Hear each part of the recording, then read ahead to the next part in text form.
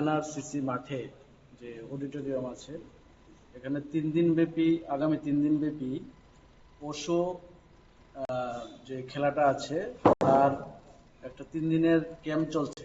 আজকে তো এখানে উদ্বোধন হলো এবং এখানে যারা সারা ত্রিপুরা রাজ্যের যারা পশুতে যারা কোচ আছেন, যারা খেলা শেখান, তাদেরকে নিয়ে আজকে 3 দিন ধরে এই ক্যাম্পটা চলবে এবং এই খেলাটা অত্যন্ত জনপ্রিয়।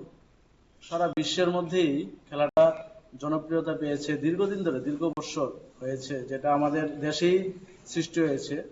এবং গৌতম বুদ্ধজি যিনি এই খেলাটা সৃষ্টি করেছিলেন, এটা বেশিরভাগ আমরা দেখেছি সেটা চায়নাতে সেটা বেশি জনপ্রিয় এবং বর্তমান সময়ে সে ইন্ডিয়াতেও এবং ভারতবর্ষেও এবং অন্যান্য দেশগুলিতেও এবং অলিম্পিকও সেটা খেলা হয়। এই এত এত মানে জনপ্রিয় খেলা, অলিম্পিকে তো সেটা খেলা হয়।